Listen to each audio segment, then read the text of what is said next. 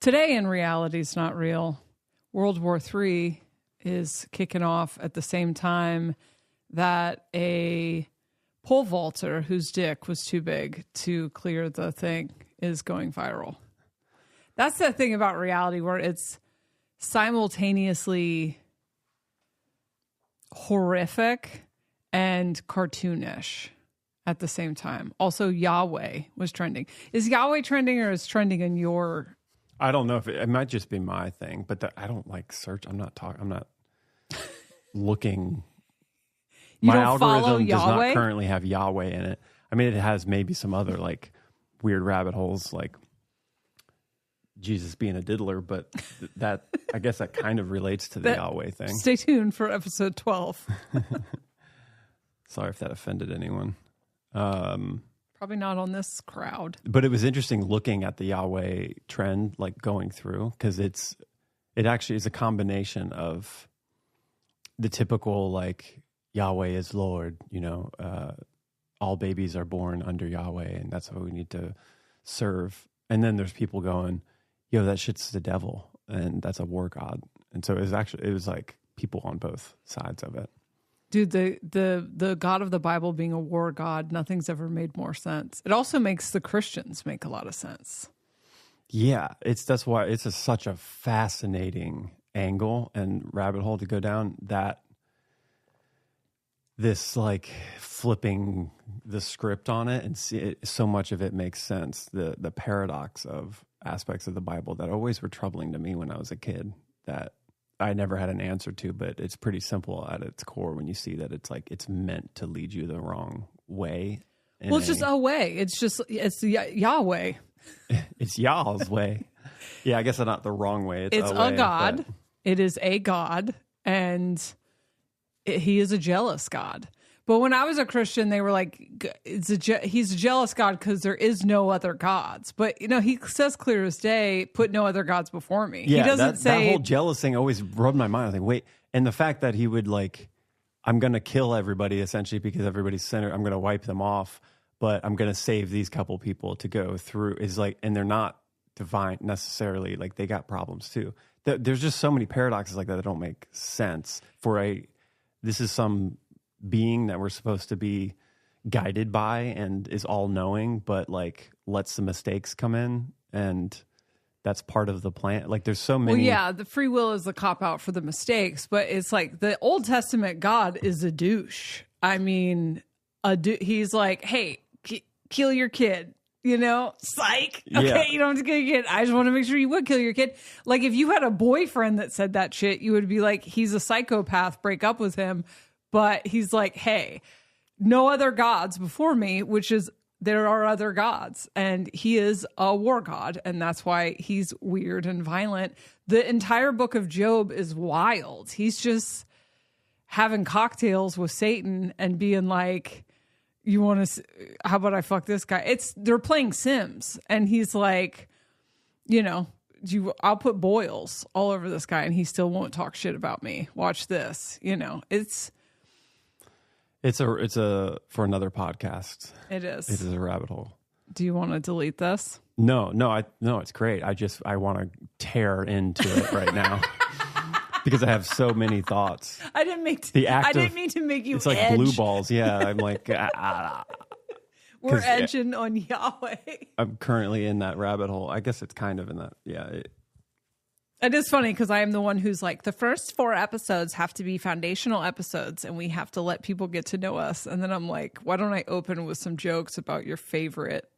Well, it is a rabbit current hole. Event that it was trending. So I guess it's like good to I was trying to it. talk about the Olympian's dick. And then did I start the Yahweh conversation? Yeah, and then you said okay. Yahweh. I just was unfazed by the dong catching on the pole. Did that ever happen to you, like drumming? Did you ever accidentally No, but drum? I pole vaulted. I did pole vault. You and did? I got a couple poles rubbed against my dong, but not in that kind of a intense pressure. I mean, I've like straddled the pole many times when you're learning to pole vault. You flail. Does the pole fall down? If you hit it, yeah. Yeah. It's like on a little like hook. It's very fragile. So it's really flimsy. So you took too, it into into the Yeah, taint. or you'd go up and then flail, and then you'd kind of spread eagle on the thing and fall down. But it like goes with you. It doesn't catch you up there. Yeah. Hello, welcome to Projector and the Flail. Just kidding. I don't know. We're going to do an intro. Like, should say hi? No? Okay. I mean, that's just fine. your thing is hello. Hello. Hey, hi. Hello. Welcome.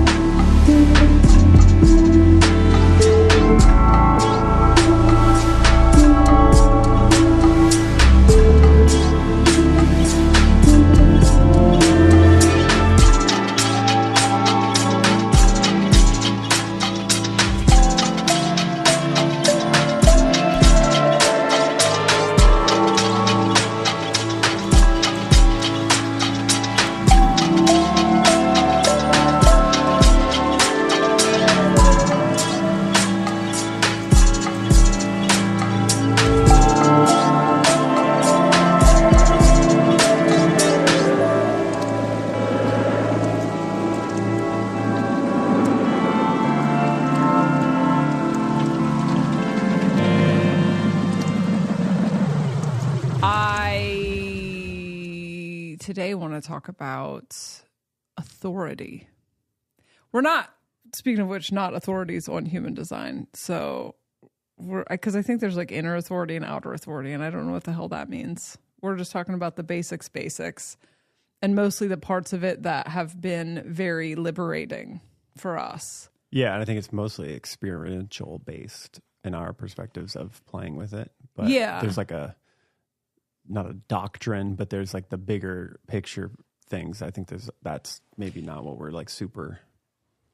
Yeah, we're like this with everything, with. where we just kind of take a little bit, what resonates, leave the rest. We're still learning, but we're learning through personal experience. But I feel like I'm obsessed with establishing foundations, and then I tend to dip. But I feel like we need to establish kind of our perspective with these things. And so in human design, there's something called the authority, and it is so it's the next thing to know after knowing your energy type. And the authority types are, the big ones are splenic, sacral, solar plexus, which is emotional. Then there's mental. And then there are a million micro things of projectors have a bunch of different tiny ones that I don't know a ton about. But self-projected. I don't know if that's the same thing as mental. It's kind of similar. Okay, I might be wrong. There might not be a million. There might just be 1,000 names for mental. Or I know there's some other more rare types that are like, I haven't. Oh, there's like ego. Yeah. Yeah. So we're not going to talk about any of those. We're going to talk about the three big ones, I guess. So splenic. Well, mostly the ones that we have. Yeah. So you have splenic authority, which is like animal instincts, basically, right? Kind of. It's like an intuition that you could equate to like it's a quick response. So it's like animalistic in the way that it's not the mind at all. Yeah. But the interesting aspect for me has been figuring out what is my mind's intuition and what is this like splenic body intuition, and what is it, like what are the differences, because the splenic, that feeling is like so fast and quick, right? And when you have a decision, it's like immediate, and that's where the most wisdom comes in. So there's like a sure knowing right away. But then the mind jumps in like 2 seconds later and is like, okay, here's the pros and cons list of what we're dealing with. This is why you should do it. This is why you shouldn't. Here's what could happen if you make the wrong decision. If it's wrong, it starts getting like monkey mind so fast. And sometimes that can kind of quickly, you can run through that and be like, okay, no, this is the answer. But it'll be in contrast to the first one. And so for me, I had like so many times in my life before even knowing about human design, I was responding to this and I just thought it was like my intuition, but it was combined with like extreme obstinance and PDA of not wanting to listen to other people. And so I made like, I don't know, 2 or 3 huge decisions when I was like coming of age, like from 18 to 25. I had massive things that were like pivotal moments that I stuck to this intuition hard-headedly and against everybody else's advice.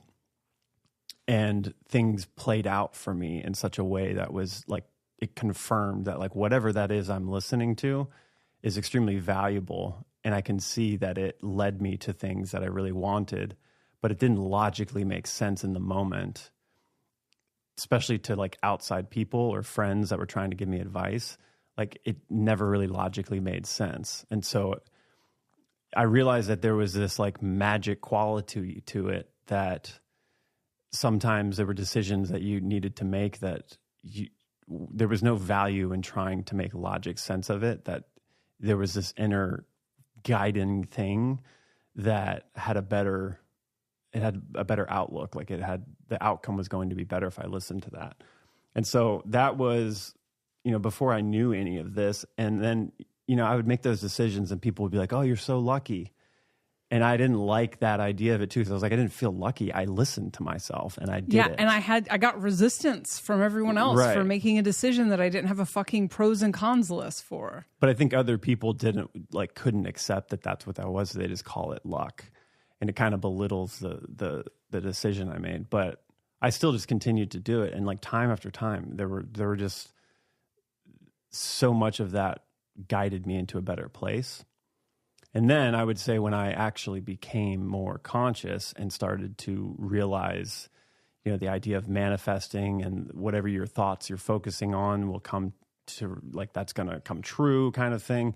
There was like a little bit of pressure, I guess, that I then, and I would also say because I, quote, woke up or like became more conscious through the mind, through knowledge and through like really taking on bigger concepts of reality with my mind, that I then was using that muscle to try to make decisions, because I thought that's really what, I don't think I consciously knew this, but that's what was leading the way for me as far as like breakthroughs and understanding myself, that I lost sight of that intuition, like magical feeling. And I thought my mind was kind of the intuition. And so then I would say I started to make decisions that were not in my alignment. They logically made sense though, in a probably like more advanced way, because I'm conscious now and I can see what's coming and I have this like bigger awareness. So was that like through synchronicities? Or? Yeah, it was like observing the reality through syncs and feelings, but they're not real body feelings. They were like feelings of the mind. It took me a while to get out of the clouds of awakening consciousness just through the mind, this like more masculine kind of thing, because it was really valuable for me in a lot of ways. So one thing that I did a couple times, and it's actually just something I think anybody can do, because the power of like intuition and inner guidance is true with everyone, but with splenic authority, it's particularly powerful.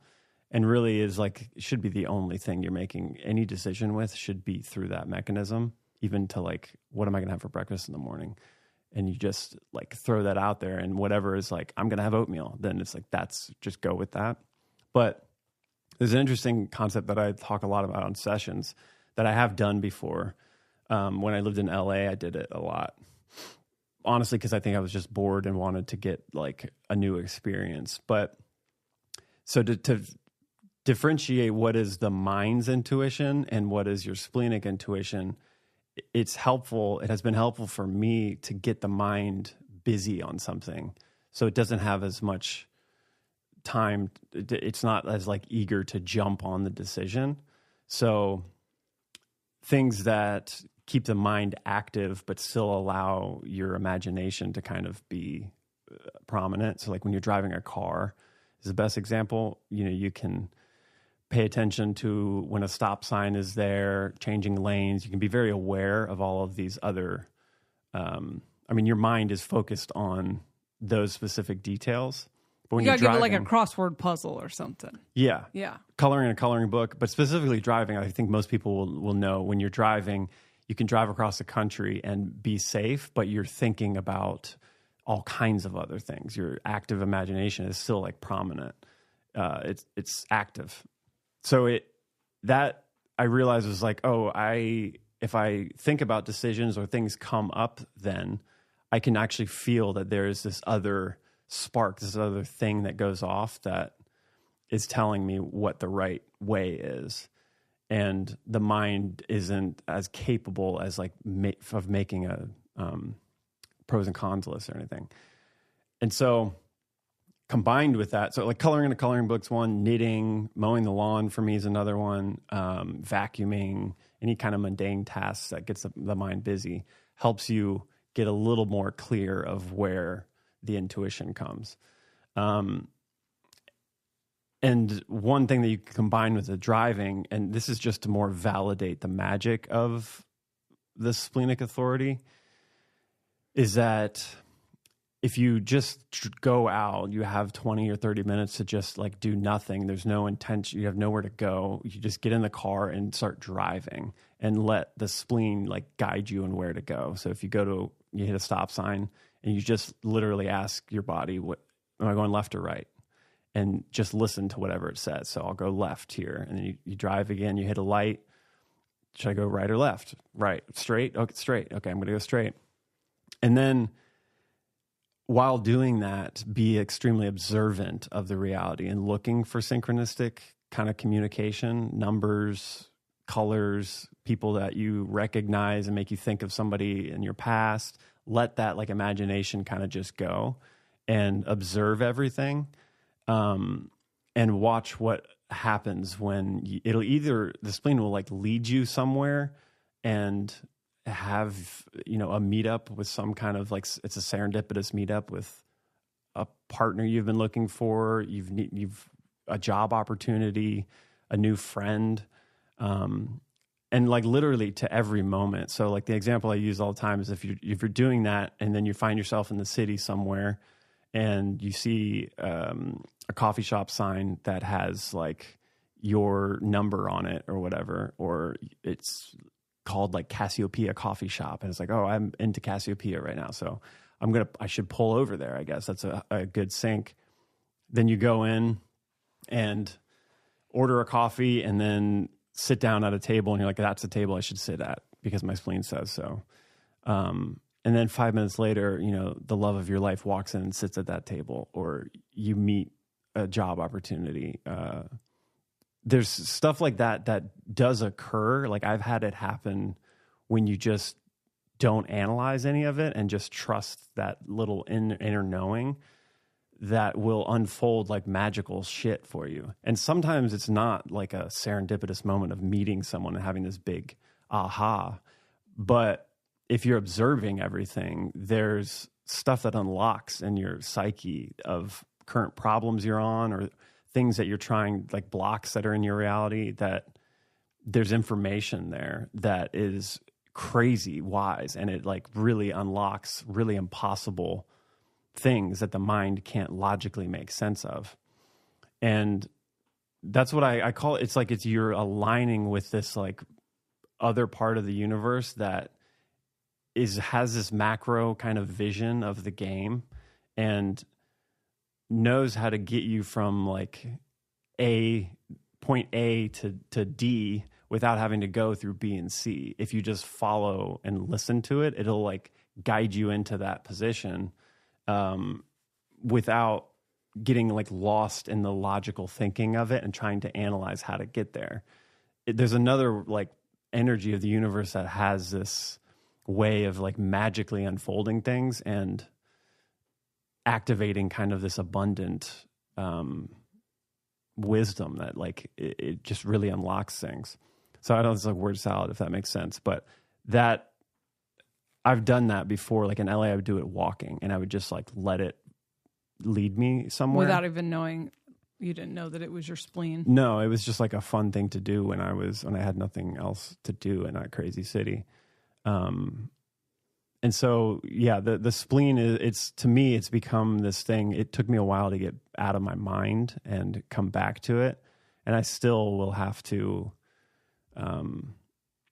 sometimes trust it, even though it doesn't logically make sense. And I want to like resist a little bit, but it's a very like loud, once you get it clear, it's very loud and affirmative, like right away when there's a decision. The problem comes when you don't like respond to that right away.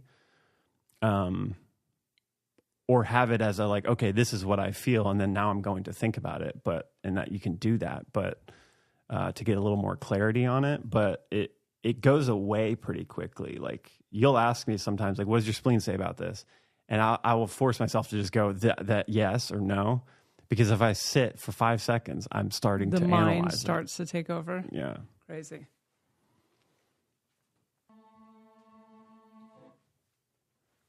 We live in a bubble, so I think we forget. I had to run and get an energy drink, and now I'm winded. That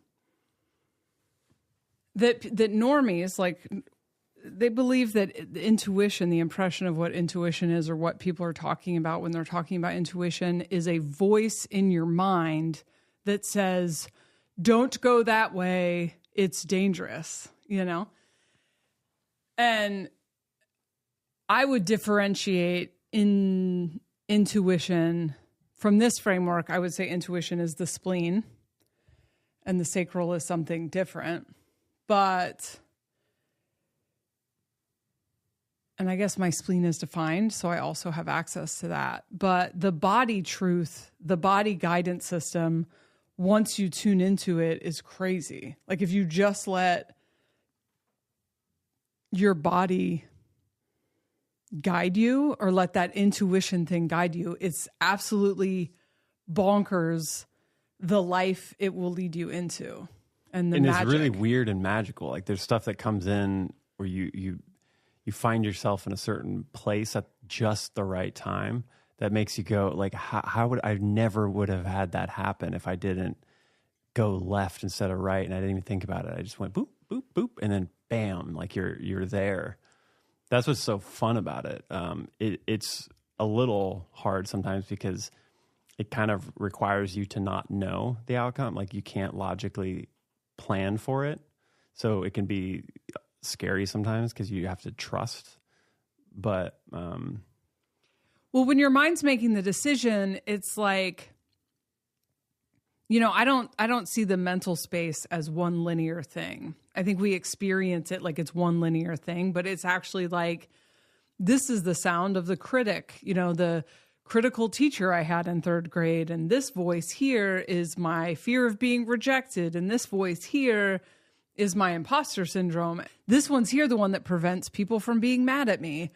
And so when we're making decisions, specifically when they're subconscious and we're not really aware of the dialogue in our head, like so often we're making decisions for the wrong reasons. I mean, I don't know what you want to call the wrong reasons, but we're making decisions for reasons that aren't beneficial to our highest good, you know, or they're like consensus. There's a part of you in many people that's like, this is the right thing to do. This is the wrong thing to do based on the consensus. This is what's going to get me the most validation, you know? Yeah, I would say almost in the mind is where all your kind of secret desires that you might not even be aware of, or like your more shadowy aspects, are in there affecting your decision.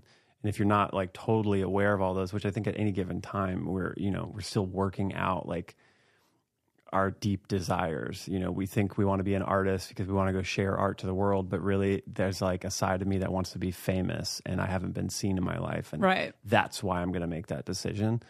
So that getting all of that out of the way is if you just listen to your body and don't have any attachment to it, you'll find yourself getting the things that your soul really wants, and you don't get down a trail that's like kind of built on a shadowy desire. I have sacral authority, which is, I describe it as it's whatever you have battery for. Like you'll know what your sacral wants to do if you have the energy to do it. Do you want some of this? No, I'm good. I think I'm yawning from the microdose earlier. Oh. Mark's over here double fisting kava and microdose. Dude, side note, have you had kava before? It's so good. Karen called me and was like, I'm doing kava. It's like a little buzz every night. And I was like, Mark will love this. Yeah. Any kava companies want to support this podcast? Just kidding. We don't do sponsors. No sponsors. Well, you could be a sponsor if it's something we already do, but we would decide how to talk about it. Yeah, it's really good. It's a nice, it's healthy, and it is a little bit of a buzz. It helps me relax and talk some more. Yeah. But I seem to be tripping over my words right now, so maybe it's not always good. Maybe the second kava. Yeah. Third. It's put me over. Third of the day. Fucking wasted, bro.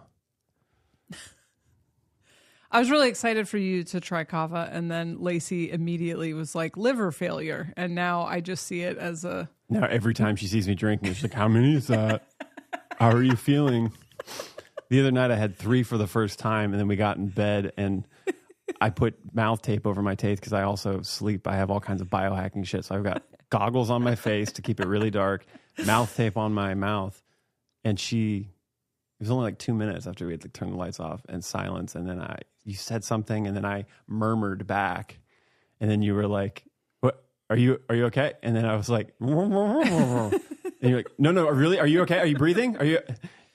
Thinking I was dying from kava overdose. No, that's not what happened. That's what I recall happening. You must have slipped into the hypnagogic and gone like, that's what happened. Oh, no, I wasn't. That is what happened. Okay. I didn't slip into the hypnagogic because it was like 2 minutes.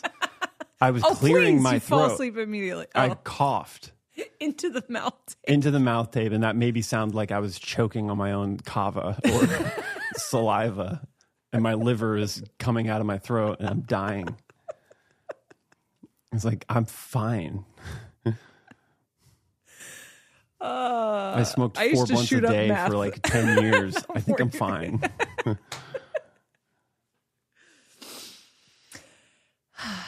And maybe I'm a little attached. A little bit. Okay, so back to sacral. What's it like having a battery? That's cool. Yeah, it's pretty sick, actually.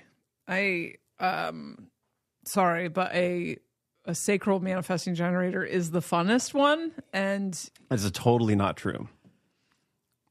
It feels pretty fun. Dude, splenic projectors are the best.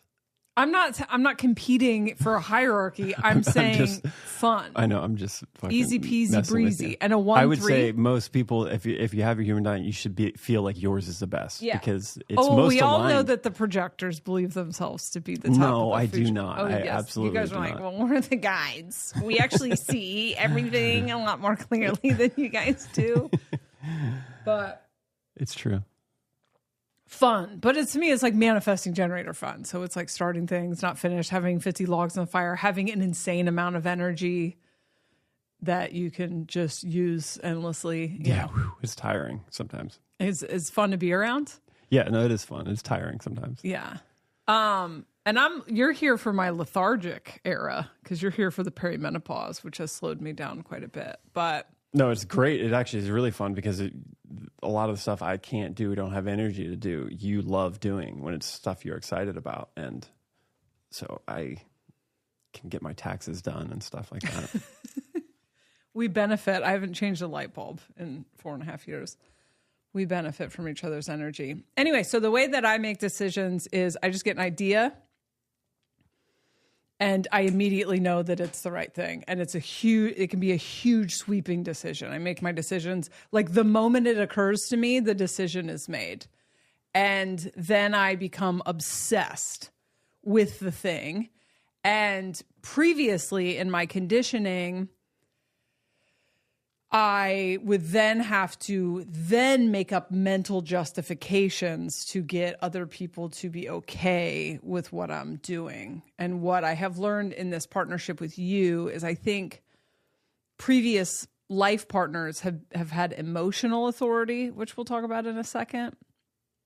But people with emotional authority, and I have like family members also, like everyone that thinks I'm nuts has emotional authority, and they make decisions differently. They need to sit and do a whole wave first, and that can be 5 minutes, that can be 6 months. Like people with emotional authority or solar plexus authority have to feel all of their feelings about it.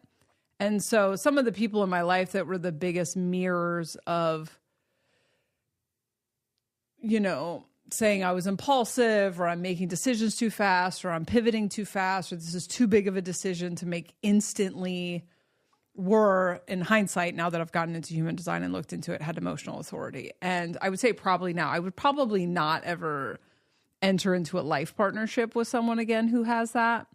Because when you enter into a partnership with someone who has different energy than you, it takes years to learn consciously. You and I have learned, takes years to learn how to let you move at your pace while still letting me move at my pace, and how not to impose your way of doing things onto me. But that sacral and that splenic are pretty compatible in that as long as the decision that is like burning inside of me resonates with the decision, like your yes, then I'm still going to move it forward faster, but we're not stuck in the decision thing. And what'll happen for me is I will, if I make the decision to do something and then I have to mobilize on it immediately, like I need to go and I need to do it. And if I have to sit around and wait for someone else to just say yes to the decision because I've like tethered myself to another person, it'll die. It'll fizzle out. So, or I would get like people who would be like, yeah, sure. That's like maybe cool. And then would drag their feet, or like, why do you have to move so fast on this or whatever? And it's what I've learned is to give myself lots of space. And it actually was really hard to even start this podcast together because in the past I've worked with other people, and even though the work connection was good, a lot of times it wasn't. Like a lot of projects I've tried to do with other people, it was the exact same problem over and over and over and over again, which is like I wanted to move fast. They were moving too slow. So then I would do their part of the job. This wasn't Mormon in the Meth Head, but like other projects that I tried to do years before that. Then they would be like, I don't feel included. And it's like, well, you're not fucking doing anything, you know? And I didn't know anything about this energy because now I look back and it would be like, oh, okay, I don't want to railroad other people, but I don't want to be slowed down. And I feel like my entire life has been a test of patience. Like have had to learn that lesson over and over and over again. And what I eventually learned was if I just do it by myself, I don't have to wait for anybody else, you know? And so now I'm very intentional about entering into something with someone, whether or not those energies are compatible, and you know, if we do have different paces of the way that we do things, because it's extremely satisfying for me. It makes me feel, it gives me more energy to be able to do that. And that's something that you and I had to work through. You can make decisions fast and you definitely can pivot fast. Like obviously we've pivoted several times together fast, but sometimes we would just be talking about an idea. And then if you're like, yeah, that would be cool, then I'm like, all right, I'm up and I'm doing it. And then there was like this, okay, well, wait, I don't want to be forced into doing it fast. And so we had to learn how to kind of like move things in a way that like I could still pull triggers really fast and then also not, you know, be pushing you, be bulldozing you through it. But I still think like we're very like our energies are very compatible for that. That's pretty easy to do. But I have found that people with emotional authority being tethered to me in any way is frustrating for them. And then it's really frustrating for me because I feel like I'm being that jetpack that's on me is like never gets to get turned on, you know? But I went through phases. I've always made decisions very fast. And I also, I think when I was younger, really cared what people thought or needed help from the older adults, you know, in my life. So I would need to justify why I need to do this thing or why I'm switching to this school or why I'm switching to this or moving across the country again or why I'm doing this. And then in partnerships as well, like long-term partnerships, I was always having to like sell it to the other person, where now I would just be like, I don't know, this is what my sacral's activated on. This is what I want to do. And I have that with you, but I didn't have that in the past. I was conditioned, and the old world doesn't have a lot of respect for people just running around according to their passions or what they're excited about, right? So I remember in early recovery,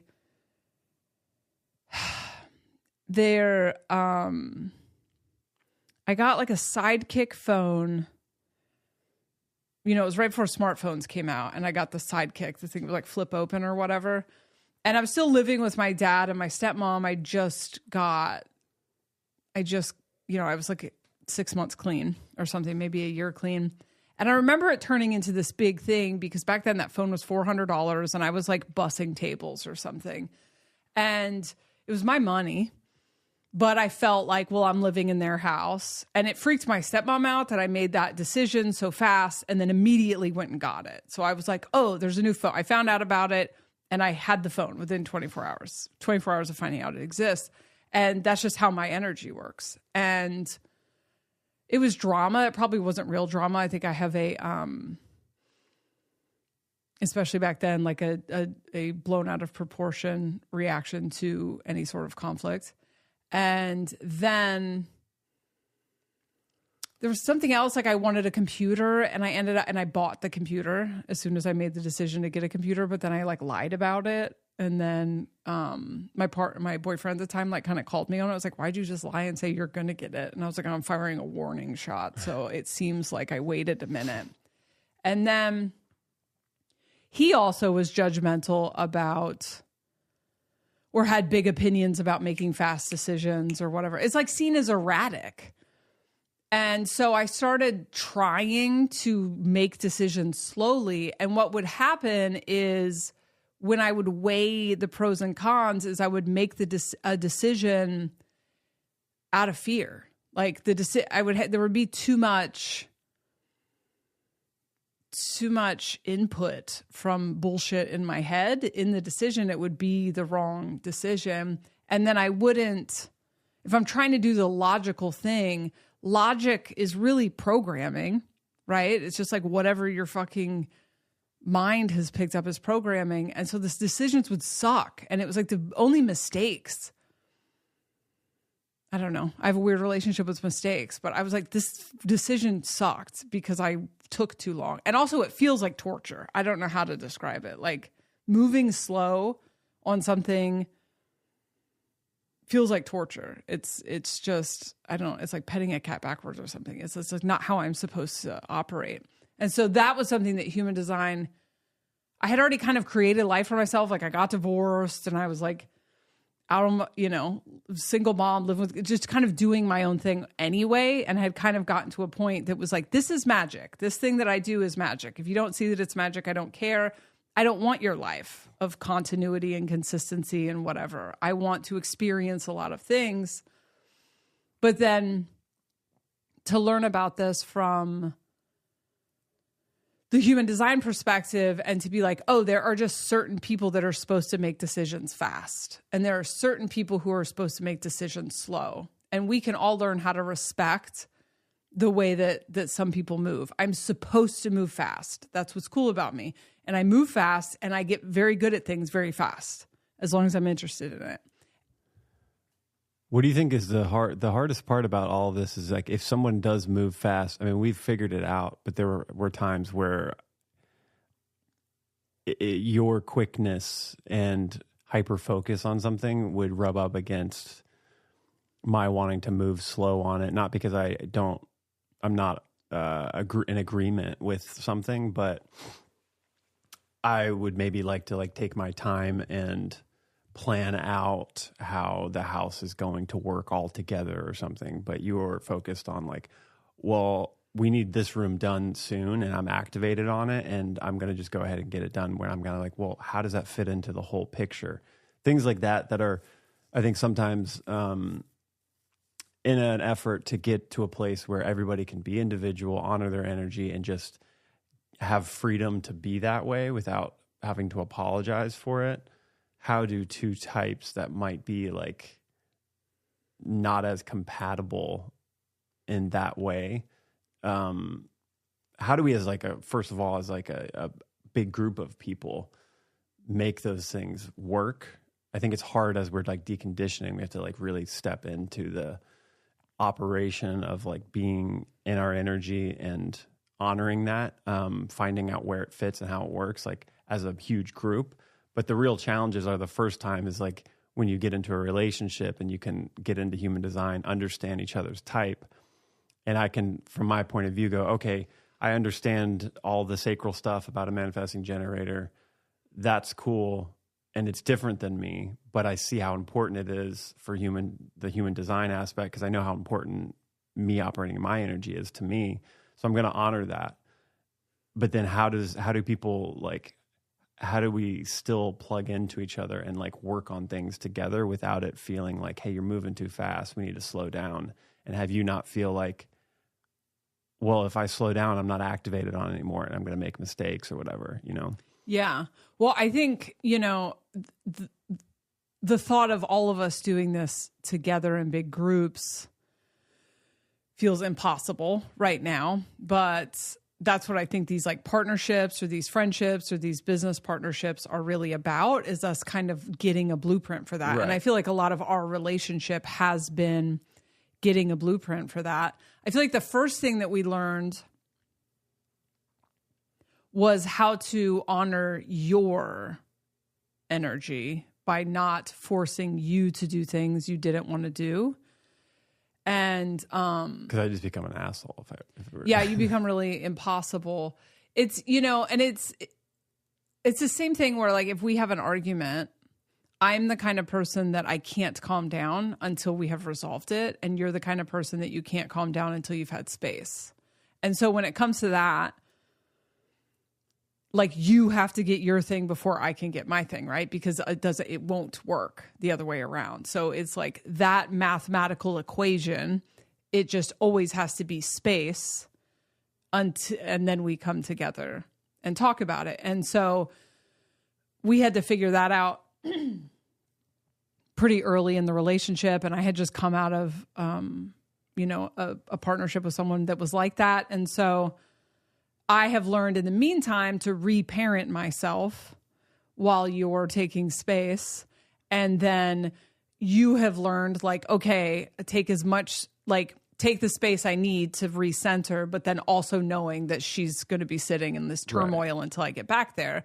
And if you're looking at it from the framework of what's fair or whatever, you're not going to be able to find that magic, but it's simply the movement of energy. Once we get, and to be honest, we probably both need some space to think, but my nervous system will not settle until we have come together and resolved it. Likewise, I think that was kind of why the first step was, and also you were coming out of multiple dynamics in your life in which you were really far into bitterness, which I guess could be the next episode is the not self themes, right? But you had been doing so many things you didn't want to do when I first met you that even the suggestion of something that might be obligation to you would activate that defiance thing, and obstinance. And so just energetically, it wasn't going to work. And so it was a lot of waiting on your timing. And we stayed in that for a while until I really realized Oh, I'm not getting a lot of, because once the sacral like activates for me, if I can just keep doing things that are satisfying and fulfilling, then I will have more and more and more energy. But if that thing's not like getting run very often, then I just will go through long periods where it's just really powered down and I'm feeling like lethargic and uninspired and whatever. So at some point we realized, because really the only things that I was really interested in doing in like 2022 was working on the house and doing projects on the house. And so this is where we would come together. And you still had this kind of like, I should do everything myself or whatever. Maybe some like a little bit of control stuff, maybe. It's control stuff and a little bit of FOMO too. Like I want to be a part of a lot of the like additions to the house. Like that specifically is something that was hard to just go, okay, you start it and take care of it. It was hard for me to let go of, you know? Yeah. And if I wasn't necessarily, I was in agreement, but I was like, I don't want to do it right now. I'm going to figure out another time, but you're activated and you want it. Then it was definitely hard for me not to want to control it. Yeah. And the house is something, because you are that like, that nesting homebody, whatever. And obviously like you create beautiful spaces and, you know, we live in a beautiful artistic little nest that is very influenced by your style. And you're also very handy with carpentry. And so you can build things. And I think the experience that we had that really, I believe the experience that really kind of opened this up was, we lost a baby in early 2022 and I was grieving pretty hard and also recovering because I almost died in the process. And so I kind of had to be, I don't know. I was kind of in a cocoon for a few months, and my dad came over, and then you guys built, I got a hot tub out of it is what I'm trying to get to. I was trying to get a hot tub for a really long time, actually, for as long as I'd been living at that house. And you wanted to do something, I don't know, elaborate or something to put the hot tub in a gazebo that's like got an underground cave to get to or whatever. I didn't want to just like throw it on the back porch or throw it anywhere. And so I leveraged this miscarriage to get a hot tub. I was like, I can't grieve. You aborted our baby so you can get a hot tub. Fuck. Now I mean, I leveraged the trauma. I didn't leverage the baby out of the body. That did it on its own. And so you reinforced the porch, and you know, we got the hot tub, and then built the screened in porch, and it was amazing. And then I think I was, you know, processing the grief through turning this space into this little like den of, you know, healing or whatever. And at one point I'm like, I want to buy a chair for here. You know, I like to stay in the hot tub until I almost faint. And so I want a place to faint. And then it kind of turned into this, well, I want to just build something. And it's like, okay, can you build it right now? And you're like, no, I don't feel like building it right now. I don't want to be forced to make carpentry when I'm not in the vibe. And it's like, okay, you don't have to do that. Then I'm going to buy something. Well, no, I don't want something bought because then I can't build it. And then this was kind of like a template of a like standoff that we had a few different times. And I think in that we realized as we worked through that there has to be some sort of like, I'm free to pull triggers on things. And then, cause I was just like, I'm going to buy a chair.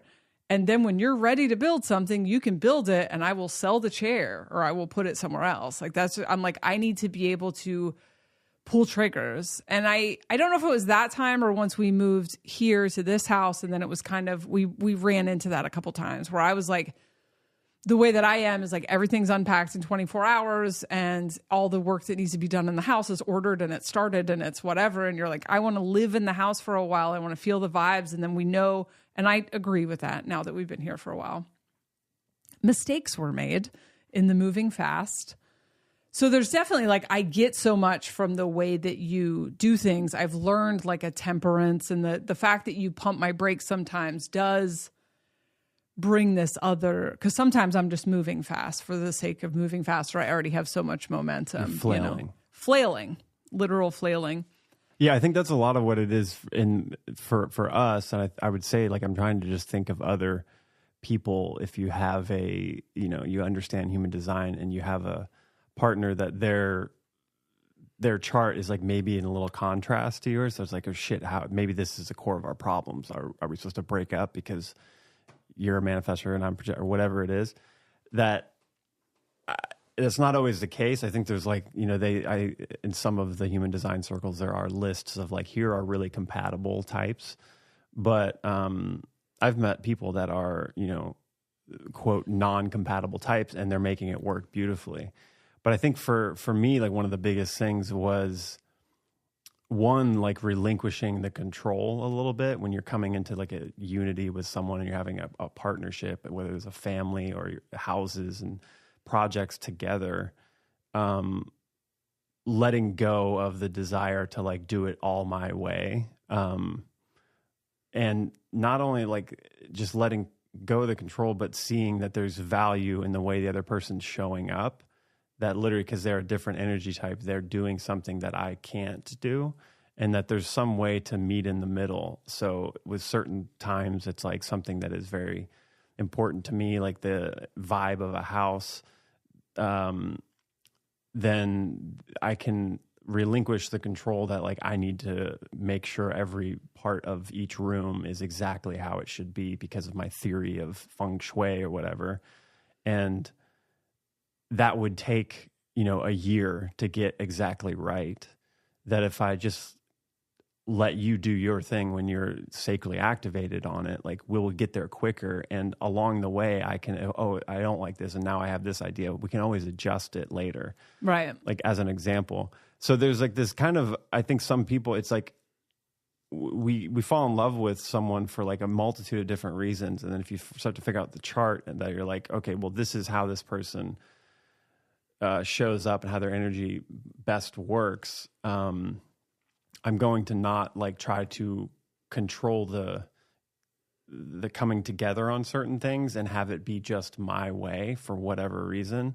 And this is like some obviously like basic. It's like you can't be like some selfish, controlling asshole in any kind of relationship. But a lot of people in a lot of relationships, the expectation is you need to do what I want you to do. Otherwise, I don't feel good. Me. Yeah, right. Totally.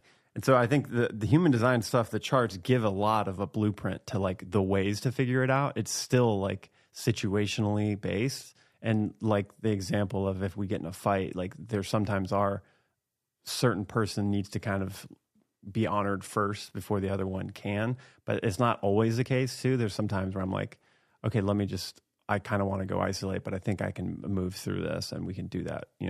For you, it doesn't always need to be that way. Which again is just like, I don't need to control that situation. It's like figuring out how to understand more the other person's chart and relate to them, that like by you honoring how they show up, how that feels when somebody honors you, how you show up, and it liberates you and it allows you to kind of most effectively move through things. So when you're seeing that in the other person, you just naturally stop trying to control it for your own outcome, because the way to get the best balance and the harmonic of it is I let you be you and do it how you want to do it, even though I don't agree with it because I do it differently. It's not that I don't agree with it. It's just like, that's not how I would do it. But right. I'm not going to make you do it my way because it's going to make it worse, really. Yeah. So I think the premise that makes this really work is that we are both obsessed with autonomy, and we are both individuality purists. And so the temptation, not that we haven't done it, but the temptation to try to get the other person to bend to our way of doing things is in conflict with like our core beliefs about how things work. And so neither one of us are very good at it. I would say like early relationship, you start after the honeymoon phase, you start to have those kind of power struggles of like, well, I want to do this, and you're, like, I want you to move faster or whatever. And what we've really learned is like split the job, or like, so like we just did a bathroom renovation, and things that I really like to do is coordinate a lot of things together. I like to order not enough tile. Order not quite enough tile unless I let Mark do the measurements, and then it's 4 times the amount of tile that you need. Yeah, we had to figure some things out.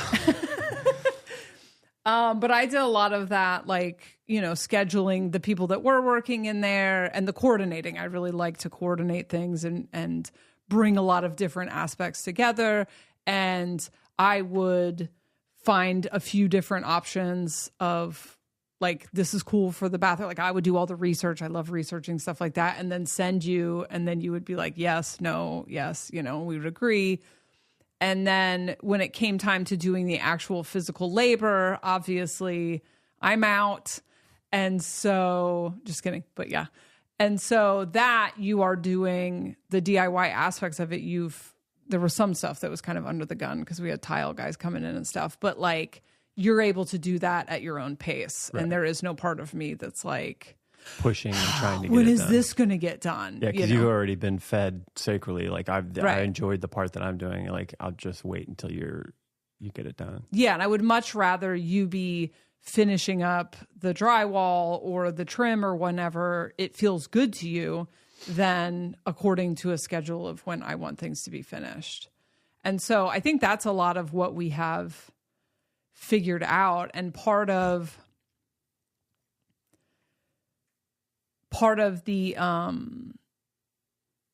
challenge, I guess, in having creative projects with people before was like pace, and then was also whether or not I felt aligned with the same things that they wanted, or, you know, whatever it is.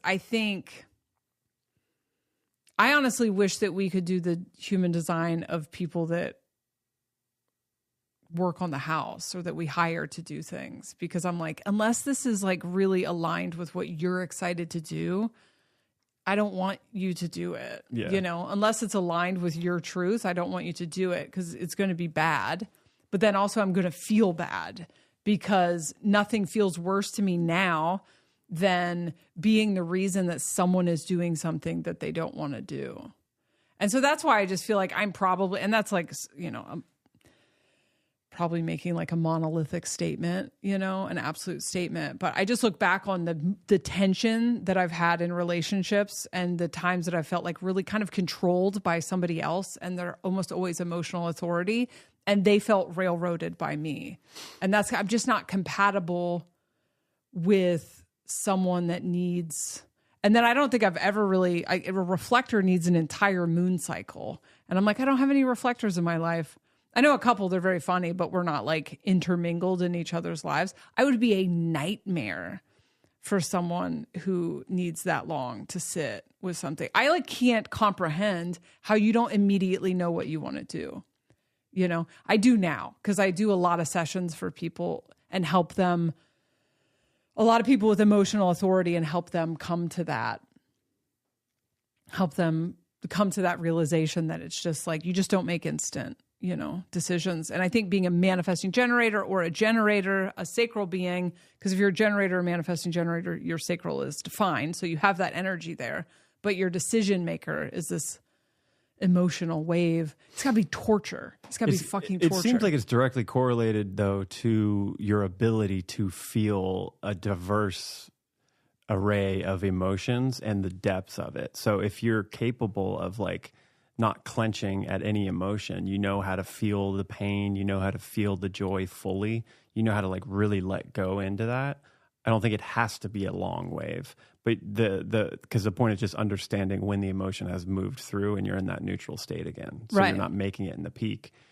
So like when I've talked to people, I feel like that's what we get into is like, how capable are you of like feeling into the current state of emotion that's going on, or are you resisting it because of past trauma or, you know, fear of something? Like you might clench on the potential outcome of a certain decision, and then that will slow down your ability to get to neutral. So if you're able to because the strength it seems to be like where the wisdom is like your emotional capacity. So you have the capacity to feel anything and gain wisdom from it. But if you're clenching on the emotion, which we've all been traumatized so much. So it's like a natural thing to do that. If you're not clenching on it, then you could move through it quicker, I would say. It's still not like, obviously, like a spleen is like very immediate. But yeah, I don't think it has to be super long. I think your capacity to feel the certain emotion is going to dictate how long or short it is. Yeah. I know that people who have emotional authority, it's very empowering for them to learn that and then learn how to work with that energy and learn how to sit with the wave. Right. Instead of my understanding is you can't speed it up, but I could be wrong. But it's a relief often when I'm doing a session with someone and I end up pulling their chart or they know that they're emotional authority. And I'm like, you actually don't have to make a decision until you have clarity. I can almost always tell when someone has emotional authority because they'll tell me that they're spinning their wheels. Yeah. And that's because that's sacral. And I say it's torture because I think everything short of being able to move at the speed of light is torture. Right. So that's my own subjective lens. Just to clarify, I'm not saying necessarily that you speed it up, but the thing that's slowing it down and making it painful to get through is the resistance of the emotion, which is typically some kind of shadow trauma thing that's like caused you to be safe to resist feeling that again. And the more work you do on yourself, the more freedom you have to sit in the emotion, which allows you just logically, if you're just able to sit and trust that you'll get there quicker, right? Yeah. Instead of being fearful of it and circling and looping on something, you're resisting the emotion moving through your body and coming back to neutrality. And also, I think the other important thing is to whatever helps you move the energy through your body. So if you need to cry about it or like scream about it and like let the emotion come through in whatever way makes sense for that emotion, helps you get it out. Like I remember when I was a kid, not that I'm an emotional authority, but just in general, when I would like cry about something really hard as a kid, then I would come out of that feeling like exhausted and actually go, oh, actually, I really don't, it's not that big of a deal. I guess I don't really care. But in the moment, I'm like freaking out and I'm like so sad that I can't go do go-karts with my friend or whatever it is. But after I had like really expelled that pain, I felt okay. You know, I wasn't as big of a thing. So I feel like that's applicable.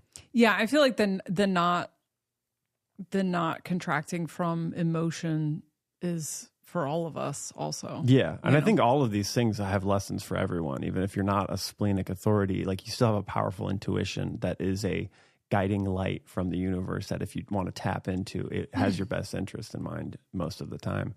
Yeah, this is where that weird dogma cult stuff comes in, where people are like, well, I'm a projector, so I have to wait for an invitation for everything in the world. It's like, no. It's not one way. It's not dogmatic. Yeah. It's don't give advice without having an invitation, but you can go to the bathroom without an invitation. You may go to the grocery store. You may do whatever you want. Just maybe don't. We didn't talk about that last time, but yeah, like projectors cannot give unsolicited advice without people feeling like they just got a drink thrown in their face. Yeah, and that's something, I don't know if we can get into that now or another time, but that is it's a hard thing to understand too. Like in the beginning, I didn't really get the invitation thing. I just became like pacifist. Like, okay, well, I'm just going to sit here and wait for the universe to send me somebody with an invitation. And it's like, no, you have to still be actionable, do things, and like put yourself out there in a way.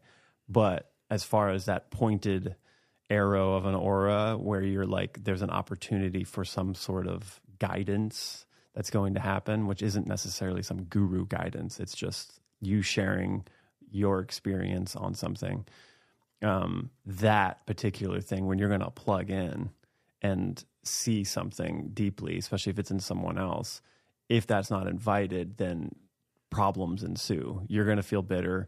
They're going to feel bulldozed, and nothing is going to come to light for that. It's going to be worse. Right. So that really figuring out how to wait when you're seeing something and you're like, somebody's complaining about something and you know a potential problem can be solved if you would just pay attention to this and you can point it out, like waiting for them to ask you what you think is of high importance for sure. Like that, I had to learn that. I'm like still learning that, but the amount of times that I like spoke into someone's life because I saw something that they didn't see, and they stopped talking to me or were like, yo, just Mr. Know-It-All, huh? So you're just going to fix my problem. So bad. And then I would feel insane because I was like, no, but this is really good, valuable thing. Oh, shit. And then I would overthink it for like a month and be like, what are you doing? You are Mr. Know-It-All. You don't know anything. And feel really bitter. And so it was really hard because it also, that's coming from most projectors have spent a lifetime not being seen for that deep awareness and feeling like they don't belong. And so the desire is, I need to share this. I want to share what I see. And then maybe you'll see me of what I have to offer, and I'll get a little bit of feeling finally like I belong here. And so that's what causes the overstep into like, oh, I see that what the issue is here. Let me tell you, and cut you off and just go, this is what you should do. When nobody wants that unless they're curious about what you think, you know. And I think with a curiosity, most of the times it's like one step away from being vulnerable. Like if they're curious, if you've been quiet and you're just letting them talk and literally waiting for a verbal an invitation, by you not talking, they're eventually going to be like, well, what? I'm curious what you think. Why are you being quiet? And they're a little bit open. They're like, walls are down. They're vulnerable. And then you could deliver what you want to say, and it's not going to be as hurtful to them. It's not going to bulldoze to them. Well, and there's also like you need to be recognized for the wisdom that you individually carry. And then when you are recognized by the right person, they will give you an invitation. And so like... Yeah, that's where you have to be actionable. You have to put yourself out there to be recognized. You have to let people know who you are. But then you also, as a projector, have to have the right people around you, which I feel like is a lesson every projector I know is learning so hard in these last couple of years. So for you, your magic is that you are not to glorify the institution of police here, because I'm not a fan, but I've always called you the authenticity police. Like you're the guy to spot the inauthenticity in the room. And not to tell your story, but when we first met, you talked about being like, you were surrounded by people that were wrong for you. Not that they're bad, but they were wrong for you. And a lot of them were chasing success within the system and then saw you, not the actual you, but saw you as someone who was successful in the system and would want you to tell them how to also do that. And then when you would be like, no, just be yourself, they would be like, oh, fucking easy for you to say. Yeah. And so you're like around the wrong people who they don't recognize you. They don't see you for what you are. They see you for like, oh, successful, whatever, all these things that are like surface level and not accurate for who you are. So then you're not getting any actual invitations. You're not getting recognized. You can't really see yourself, which is another aspect of projectors. And you feel like lost, purposeless, right? Exactly. And I'm just quoting stuff you've said on other podcasts, stuff I know about you pretty well. But yeah, and I think it's hard to like, it's probably situational, specific for different people, but I had a lot of the wrong people around me, but I would say a big part of that was because I was a chronic people pleaser, and I had this fear of not being wanted and not being liked and fear of confrontation. And it was like a sickness. It's like I allowed like kind of the wrong people I continued certain relationships out of obligation because I didn't want to feel like I wasn't seen on the surface level. But a lot of there was no depth in some of those relationships because whenever it would try to get deep, the person wouldn't want that kind of information, and I would feel bitter, or like they would say, oh, it's easy for you to say. They wouldn't get what I'm putting down. And I didn't want to just like, if I even realized at the time, oh, these are all the wrong people, it was hard for me to get over the people pleasing thing and just be like, hey, I don't think we're like on the same level. Like maybe we shouldn't hang out. It was like fucking so hard for me to try to do that. Yeah. But when I did finally experience, because I just eventually got to a point where like I did make some adjustments in my reality that a lot of those people didn't agree with, it cleared out that space that was really painful and hard to get through because I was like misunderstood. But then I realized like I had a lot more freedom to kind of figure out like who the right people were and start to experience a few relationships that I could grow and like I could start to feel seen and understood in a deeper way that then allowed me to really feel what it feels like to be seen and have it get an invitation of like, what do you actually think about this? I'm curious. That's not on the level of like some surface level materialistic thing. Like, how do I get successful? And so it is like really important. I don't, it's hard to get out of it if you are like a people pleaser or, you know, a lot of projectors suffer from not feeling seen. So like, how do you deny being seen by everybody? You have to realize that I think at a certain point, there are people that are aligned with your frequency that are for you and you're for them. And being able to set boundaries that are in concordance with that will make it more common to get seen and recognized and then get invitations that are really fruitful. And you're valued, but you then in turn, like you feel seen and you're actually able to like understand yourself more because of the reflection you're getting back from somebody actually seeing a deeper part of you. And that's what I think is also the other part of the projector is like weird, is that it is weird for me to figure out, of having this like desire to isolate and reject a lot of social external things, and realizing that at a certain, like the projector cannot know themselves except through right relation with other people, by getting those invitations, plugging in and connecting, that then you're able to get a reflection back and see your value and see who you are in a deeper way. And like, you can't get as far as knowing yourself like deeply.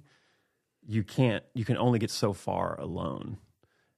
Whereas like a generator is able to like just know how to respond to life, and they can know who they are via that. It's like a much easier one-on-one for them to go deep into themselves. And so a projector has to kind of like understand other people deeply to then know themselves. And I think that's what's interesting about it. When I think about it, it's kind of like a safety mechanism on the fractal unit of how all these energies work together. Is like, if the projector is here as a soul mission, it's supposed to guide somebody else in a specific way. You would make it so you can't understand the core of who you are without doing that. And so if I'm on a mission to like know myself, well, I have to start to like learn other people and connect to them and figure out what I have to offer to know myself. So it's going to make me at some point go guide other people. So it's like a safety mechanism on the thing.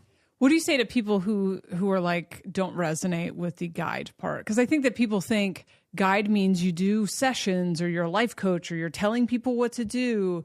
And I don't think that that's it at all. No, I mean, and a great example is me and you. I cannot, it's so hard for me to give you advice that's in any kind of, hey, this is what you should do. Or, hey, maybe this is what you're doing is a little bit off. You could maybe do this better. It's extremely hard because you're obstinate and you are, you know a lot, you're smart and you know shortcuts. And so if I'm trying to give you some guidance on something that you've already figured out a shortcut to, you're like, fuck off. This works for me. So it doesn't, I don't think it has to look like some kind of actual like guidance teaching, showing like, let me tell you what daddy knows best kind of thing. It can be art. It can be just through example. And I think that's actually the strongest way, is through example, by doing whatever it is that your specialty is, like doing that in the world.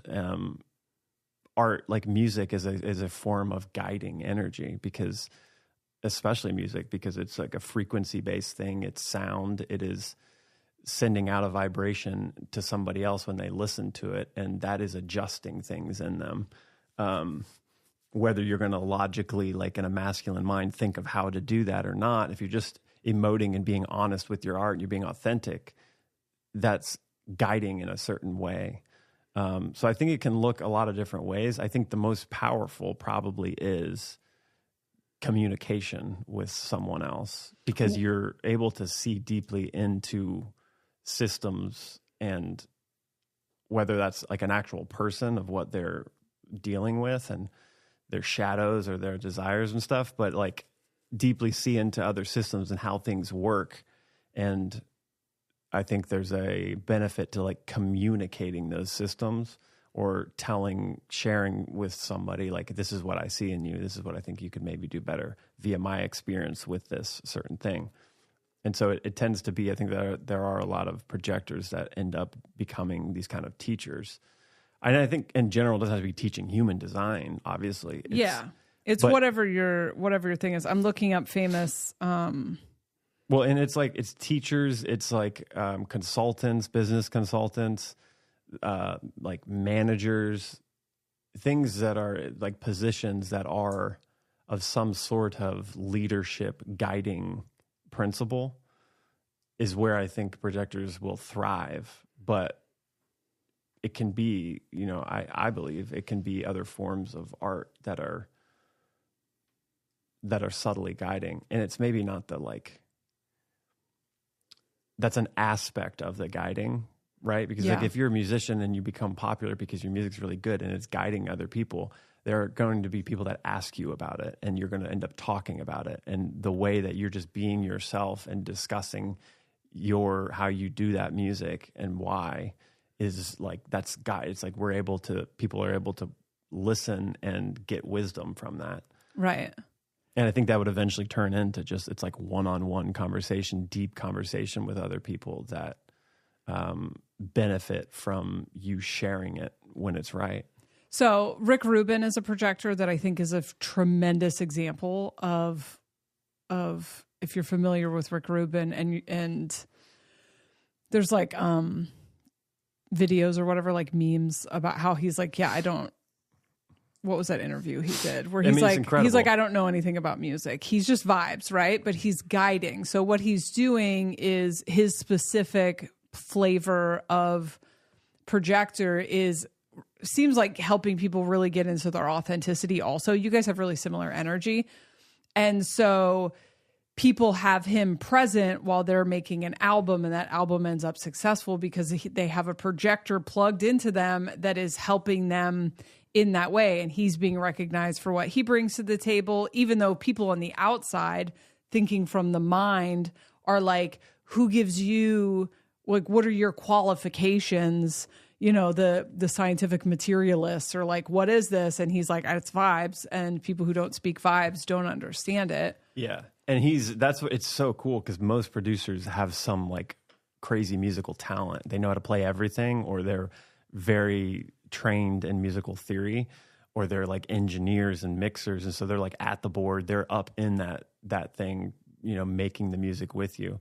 But he's such a force of he has taste that he's very sure of in his own mind and his own ears. He's like, this is what I like. And he's very clear about pointing out when it's something that he likes. And that's essentially all he's doing. But I would say he also is this like energy in the room that other people tend to bend towards being authentic, because in the presence of him, doing something inauthentic feels crazy. It feels like you're a fraud, because he's there like seeing and listening, and then very clear about like, that's not really interesting. I don't find that interesting. Let's like move on. Let's find something else. And it pushes somebody in to be like, oh, I thought that was really interesting. Well, okay, well, now what? And then it like forces them to get into a vulnerable state and be authentic.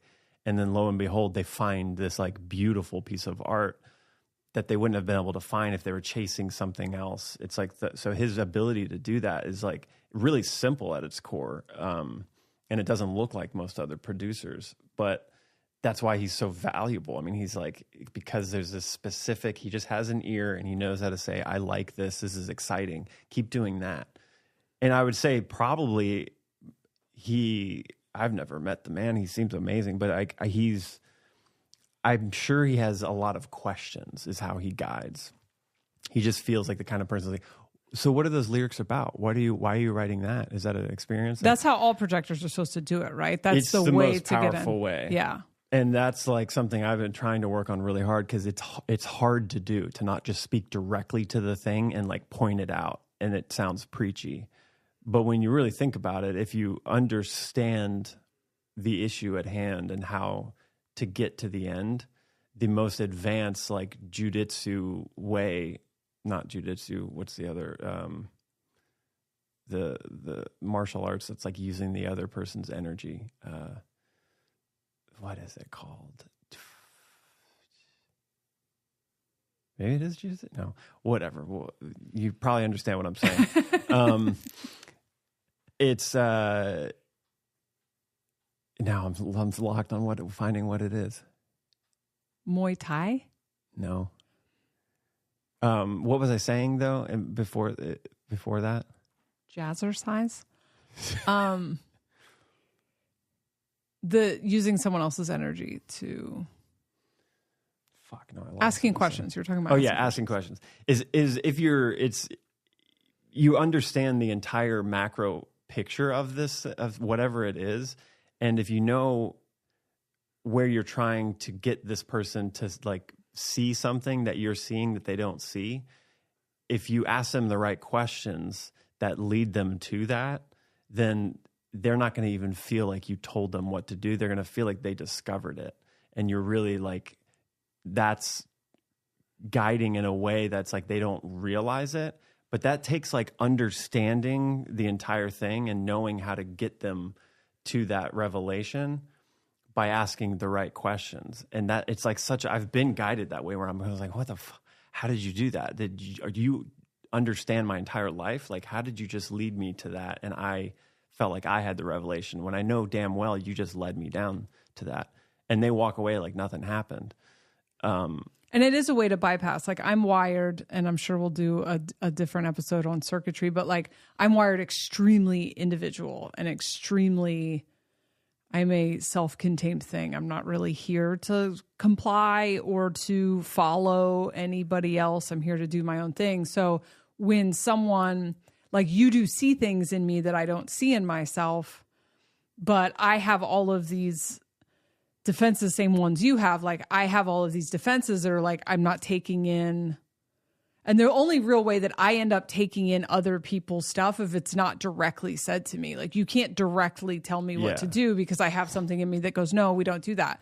But if you put it on the table or you tell me about your own personal experience or your own preferences or whatever, I can internalize those. I often will internalize things that I see on the internet and have to spend a long time processing to see whether or not I really believe those. But if you ask me questions, you help me discover the thing inside of myself that I see. And it's a very successful way to guide me, to help me see things. And where I feel like it is for me, I've had that with certain people. And I realized like one of the commonalities is to being able to bridle the desire to like guide, which is usually coming from like a constipation of not being able to do that, being seen as Mr. Know-it-all and not having like you're like, we're clogged. And so we're just like, we're revving at the starting line. And like when we first get an invitation, it's like, okay, here it comes. Instead of going like, okay, interesting. Yeah. I'm curious about like, when you said this and this, like, what do you actually mean with that? When I don't have an attachment really to getting fed and getting seen and like that I need to be seen as this wise person, I just stay curious with them. And then it's very clear to me and I can see how to ask the questions, but it's like really having to bridle the energy back, the excitement and the feeling the need that I have to like share my wisdom so they see me. Finally, I'll be seen. When you've been able to fulfill that in another way, or even just with yourself and knowing like, I have something to say, I see something that somebody else doesn't. And I know that I don't need everybody to validate that for me. I know it to be true. Then you can be still in it when it's happening. And that's when there's a little bit more of a time slows down and you can kind of clearly see how to collaborate with them and ask the questions to get them there.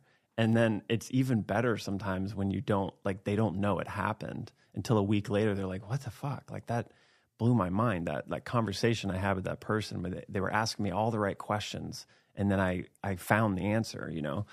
It's not like, let me go back and worship the guru that told me how to solve my problems. Right. And starts like, and now I don't know how it. they got that, because they just told me what to do and I just did it. Yeah. It's a beautiful thing. It's very hard. I mean, it takes like a lot of these other things, like I said, like the not being seen and feeling like you have to tell everybody, scream from the rooftops, like how smart you are or whatever. Any of these other things that you have to like move through that and really grow and heal a lot of those elements to then be in that place. Or at the end of the day, just not really care. If this other person doesn't resonate with what you're saying, then you're kind of like, cool, this is not for you. Like, doesn't mean I'm wrong. Doesn't mean, it's just like what I had to say is not what you need, and it doesn't resonate, you know? Yeah. And I didn't jam it down your throat. So I have to pee and I'm probably ready to go. Cool. That bathtub is calling me, but my favorite story of trusting your intuition and it leading you to where you need to be is the story of how we met and all the synchronicities that like led up to that. In May, I'm going to tell a story. Do you care if I tell a story? Yeah, you're going to be able to sit through with a pee? A little bit, yeah. How much of the pee stays inside the body is up for debate, but we'll see. May of 2019, I was breaking up with my on again, off again situationship podcast partner. And we had to schedule the breakup because we kept getting back together. Like, we would be on tour together and then we would end up back in a relationship, but then the relationship wasn't working and then we would whatever. But it's like, well, we need to take months apart so that we can actually like untether from each other. And so we had scheduled this breakup and then we were kind of dragging it out. Like, he came with me on a couple shows that, you know, whatever. And so it was really sad. It was super sad. And I left him knowing like this was the end and we wouldn't see each other for a few months and then we would go back to working together. But it felt like it was like a real timeline jump. And I had done like the 2-cup method to move on from him or whatever. So it was a big deal. And I got in the car to leave and was listening to a song by like the Sweater Weather or something, and was on the radio, like not the radio, but like Spotify. Yeah, whatever. Spotify radio. And the next song that came on as I'm driving away, and by the way, I'm extremely dramatic and I believe that I'm living in a movie, especially in times like this where I'm in a lot of emotional turmoil. And this relationship is what opened my emotional body. And so it was, and he and I are both very dramatic. And so Mormon and the Meth Head had all this kind of like drama to it or whatever. So the song comes on and the lyrics are, it's over, are the first 2 lyrics. And I'm like, oh my God. And I look and it's a song by Foster the People, who at this point I'd not heard of. I'm sure I heard the songs. I'm not really a person that looks at bands names or whatever. But in that moment, I'm like, this is the vibe. And so I hit radio and I drive from, I think the last show we did was in Salem, Oregon, down to LA.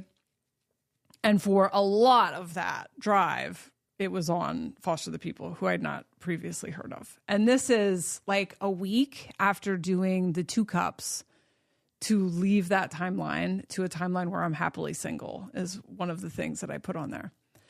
And then flash forward, the next 6 months are me and this person, like the podcast started to fall apart. Like when I jumped the timeline, this like turmoil of this on again, off again thing was really good for the art. Like it brought so much like tension and chemistry into the thing, but it started to turn into kind of bitterness. And, you know, I think we wanted time, space away from each other. And then we were kind of forced to be together and the podcast started to take a shit. And then I, needed to find a new way to make income. And so I started Soberish in June, right after that. I started Soberish in June, and I was going to sell ad space to a rehab company or whatever, because that's a racket. And then they backed out. And then I had a recovery podcast, which is not activating to my sacral at all. I'm like, this would have been great in 2005, but I don't give two shits now. So I just pivoted Soberish to a consciousness podcast, spirituality podcast, because I just was activated on talking about that stuff and had just started being honest about it publicly. And so that was activating. I did not plan on that taking off, but it took off. So that's taking off at the same time that Mormon and the Meth Head is falling apart. And in July, I'm still really kind of grieving the relationship or whatever. So I do the 2 cups again. And this time I put happily single on the first cup, even though I was not happily single yet. And on the second cup, I put in a loving reciprocal relationship with someone who is conscious and self-aware and wants the same things that I want. Feeling content, safe, and secure. I feel like maybe I'm missing something there, but, and I just kind of put that into the queue. So then on an episode of Mormon and the Meth Head, when he and I got back around each other, I said on that, where we were talking about the breakup and stuff, I said, I'm going to stay single for a year. I'm someone who's like, I end up in really long-term relationships. I have a Libra North node, so I'm here to figure out relationships. So I've had several long-term relationships in my life. I don't date really, but I don't stay single very long. And so I said I'm going to stay single for a year. And then I have this thing where I see a calendar, like I see time on a disc or whatever, and things pop up on it. And so I know when things are going to happen, kind of. And I said, I'm going to be single for a year. And then I went, oh, well, I guess I'm going to meet someone in February. And this is on a podcast, like people heard this. I guess I'm going to meet someone in February, but we'll see. And then there's this thing where once I get close to the thing on the calendar, I actually can't see it on the calendar anymore. So then it's always a surprise to me, even though I knew it was coming. So that was in July. And then I wasn't really thinking about that or looking forward to that, because I understand that if you stare at a timeline potential too much, it goes away anyway. And I was all still very wrapped up in this thing. So in December of 2019, we are finishing out the podcast. Like the podcast died a painful death, from July until November. We made the decision to pull it. We get together in December to record the final episodes. And then we have like our final show is on December 19th. Early in December, I think around December 5th, I do a mushroom trip, an epic mushroom trip in which I remember Atlantis. Like so much happened in this mushroom trip. But one of the things that happened in the mushroom trip was I experienced his death. Like, I guess there was some timeline where he died, and I lived on that timeline for 20 years within this mushroom trip. It was horrific.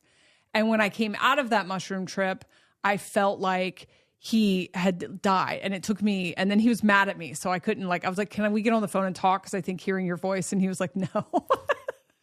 Yeah, it was rough. We were in a rough spot. We were best friends now. It's fine. But, so I was trying to escape this feeling. So I was trying to stay busy because I was just literally carrying the grief of something that didn't actually happen on this timeline, but I lived it, years of it in that mushroom trip. It was wild. And I think it did help me close out that timeline eventually. But Noah Lampert was in LA at the time. And so this is like the 6th or the 7th of December.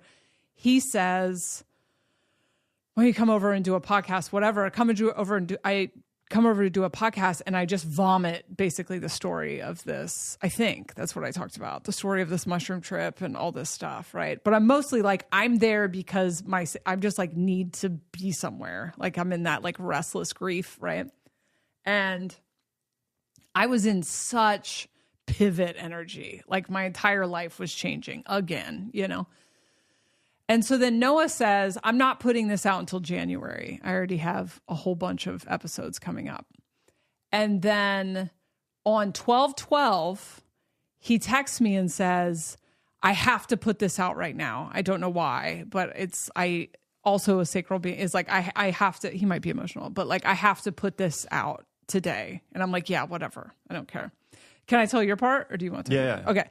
So in the meantime, Mark does a mushroom trip sometime also in early December.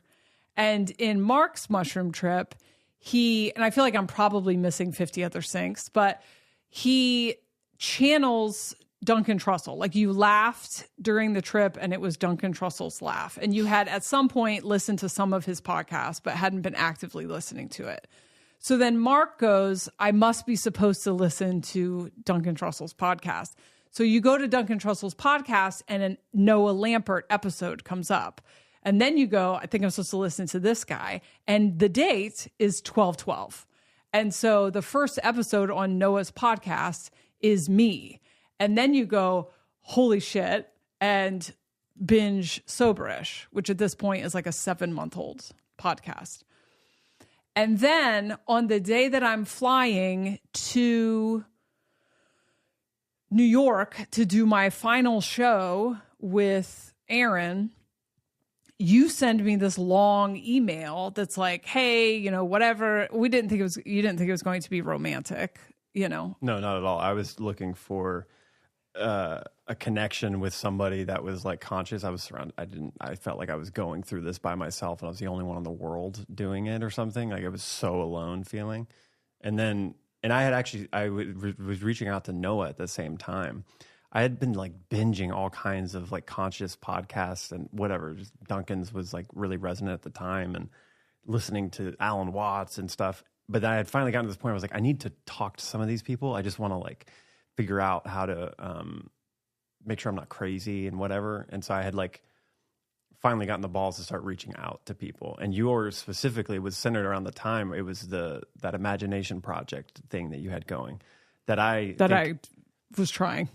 Yeah. that did not come to fruition. And I think I had even kind of misunderstood what it was and was like on this tip of trying to create like a conscious property and have this like communal kind of, we need to have a bunch of people come here that resonate and we can grow and do healing mushroom trips and all that kind of stuff that we go through when we first wake up. That fantasy that's like not actually reality. And so I was like, this seems like the person that I should talk to. She gets it. And I think I can use the property that I had at the time. I had all of these ideas about, it was like 12 acres. There's half woods. There was a pond and a creek separated by a cemetery. It had all this like esoteric kind of like symbolism in it and stuff. So like, this is a perfect place. I want to connect to somebody that has a network of people that we can get here. And maybe this is the person that will solve that and I can collaborate with. That was like in the beginning. That's why the email. And as you remember, that email like talked a lot about that. Yeah, it was just all about like the property and stuff. And Imagination Project was 100 different things, but one of which was a fantasy of like having a big building where people could go through their awakenings, you know, and project on each other and call the cops on each other and shit is what it probably would have become. But so you send me an email, you send it on December 18th and I see it. I'm in the airport and something chaotic is happening in my personal life. Like I'm supposed to be putting my kids on one plane and then suddenly I have to change their flight because they can't go to their dad's and there's all kinds of shit happening. And I remember looking at it and not reading it, like not even opening it and then like forgetting that it even existed. And the next night I went to New York and I did my last show with Aaron and it was, it was drama. Like it had to end that way. Like it ended with us upset with each other. And then we, blocked each other and we didn't talk for probably like 6 months and still drama. And then I rented a hotel room for this timeline jump. Like I knew this life that I'm living is dead. It's dying. Right. And I'm going to go somewhere else. And so I got this hotel room and it was this little pod of a hotel I'd never heard of before. I was before that someone who just like stayed at like Hilton brand hotels or whatever, but this was like a boutique hotel and really out of character for me. And I was in this pod and I just listened to songs from the ends of movies, that kind of like just like dramatic, whatever. And I edited my last episode of Mormon and the Meth Head that included a years old voicemail from him talking about how we came into each other's life to heal some part of ourselves, whatever. It's just, I was in a movie. I check out on 12/22, I think, 12/23. I checked in on 12/22, which was his birthday. And then I check out on 12/23. And 5 days later, you are in the same hotel for, what's his name's wedding. Yeah. And then I spend the next 2 weeks in a portal where I really close out that timeline. And I really understand like why what I was chasing with that person and how I was actually just trying to get him to admit that he loved me because I was he was representing my mom and it was really opening my emotional body or whatever. I spent like weeks in a bathtub getting counseled by aliens basically and kind of put it all together. And I don't know if you guys remember, but like January of 2020 was a month that was like 5 years long. Right. And it was like eclipse, and there was crazy eclipse energy in the middle of that. And then once I really felt like happily single, I truly felt happily single. That lasted for less than a week. And then you reached out again. And there was a date, Aaron's birthday was 12/22. And there was 12/22 showed up everywhere for the couple of years leading up to that. And the day we met was 1/22. And it wasn't until I put the date somewhere. So it was like 12/22/20 or 1/22/20 that I realized that 12/22 was right. It's still there in the middle of that. Yeah. And you and Aaron had very similar astrology. And to this day, I'm like, if it wasn't for my time with Aaron, you and I would have never worked because there were so many like parts of my programming and attachment stuff that would have ruined this relationship that I got to heal with him. And there's like 5 other things that I keep being like, well, I need to write all these things down. But it was just like, there was so much of all the timing was really crazy. Because from my perspective too, there was like a lot of synchronistic elements that occurred that were really based on an intuition, an immediate knowing, and then an urgency to go now, do this now, write this now. And even when I wrote that original email, there was like all this weird resistance that I don't experience that often in reality. That feels like there's no other explanation of this resistance except for like the matrix is glitching and something is trying to kind of throw something in the way to make me not write it and not get it out at a certain time. That when I get signs like that, I don't take it as like, oh, don't do this. Well, it depends what the feeling is. Yeah. But I was like, this is something that I'm supposed to be doing. This resistance it's even more important. Like there's something that on the other side of this that again, I thought was, for me, it was like, I was wanting new direction in life that was going to be something that correlated with consciousness. And so I was like, this is it. I'm going to do something with my property, but then in retrospective, when you look back, I'm like, had I not sent it at that time, there wouldn't have been this kind of like blocks like adding on to each other that eventually culminated with us meeting in person at a certain time. And that's why I reached out the second time was because I was going to LA for rehearsals and was like, she never responded. Like, I'm going to be in LA. Maybe it got lost.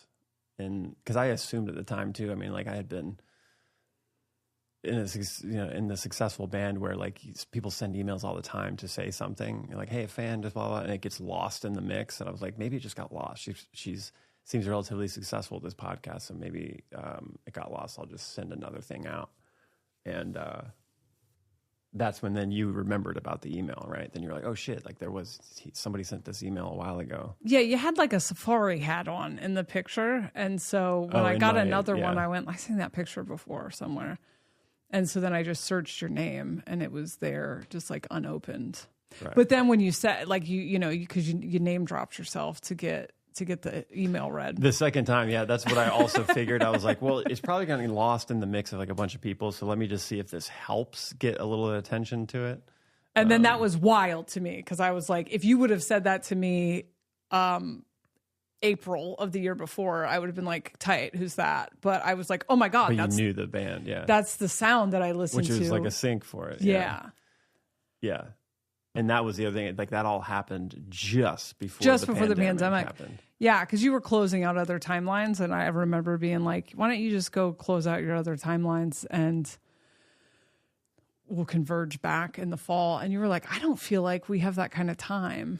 And everyone had this, and everyone knew something was coming. Who's intuitive, everyone knew. And that was interesting about that. And I really have to pee, but all of the astrologers, and because this is when everything was loading up in Capricorn, it was so much tension and so many planets in Capricorn, and Pluto was finishing out Capricorn. Like every astrologer knew early 2020 is going to be batshit, and they're saying a lot of similar things about starting in July of 2024. 2024 is like a bookend to 2020.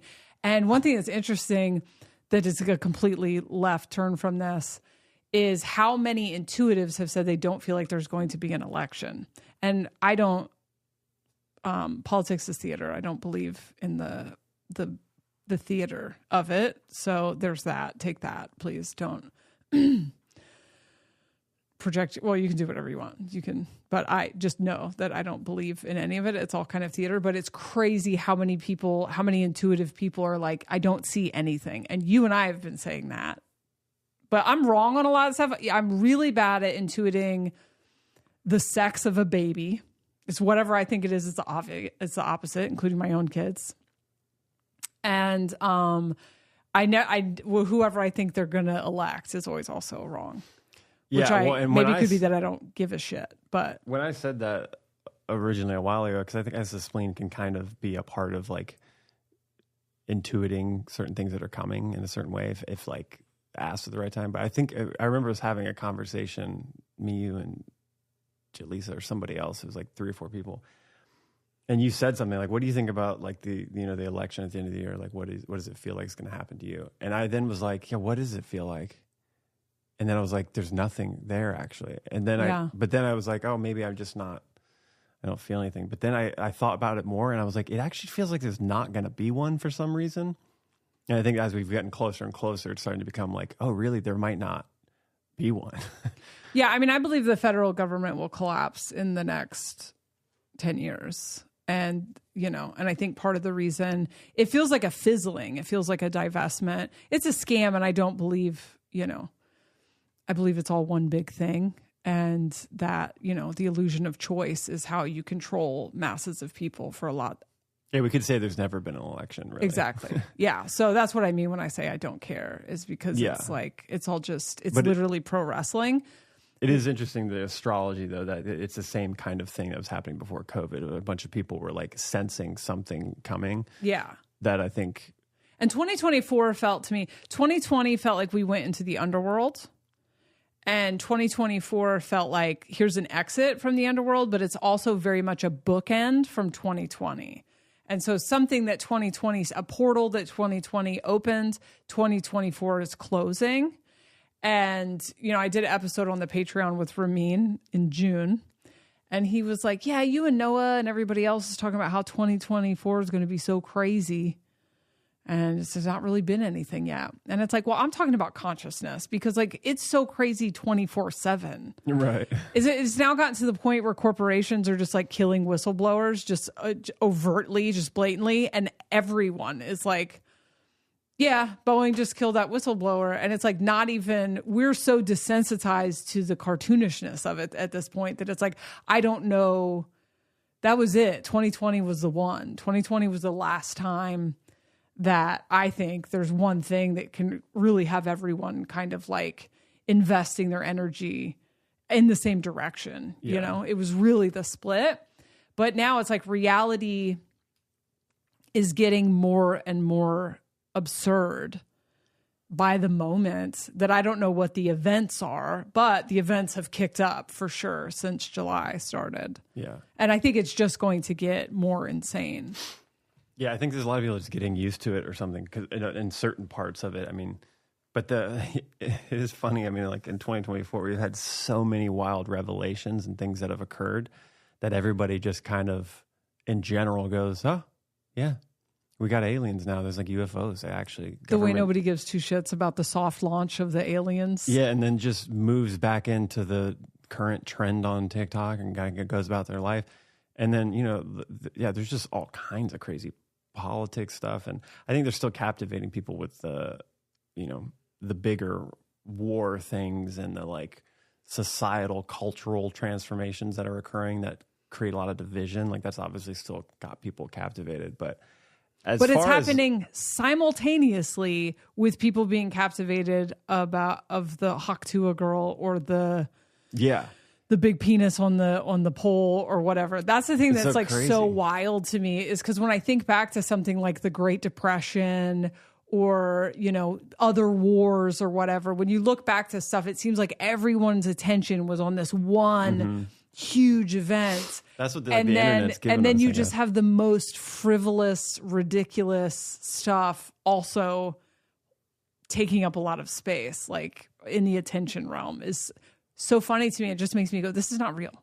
This is not real. This is a weird simulation, reflection of all of our combined internal experiences.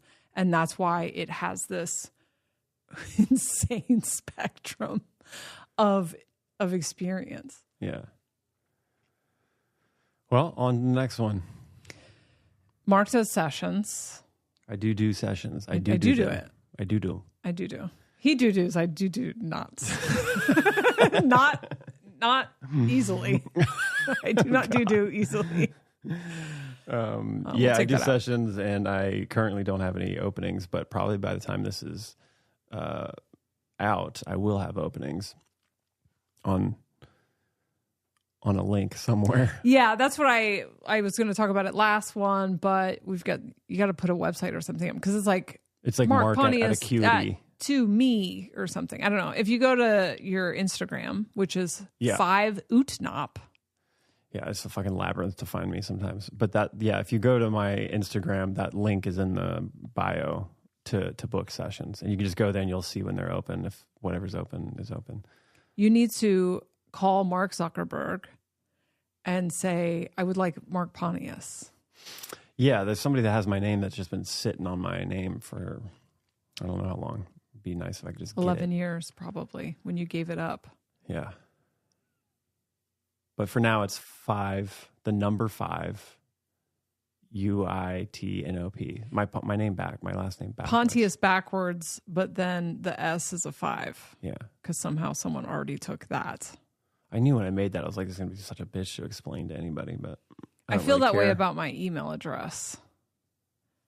Jessa Reed at no, Jessa the Reed other one that's like Gmail. my private one is like Jessa Gar Reed. Oh yeah, you big fan of gars? Yeah, a fish gar.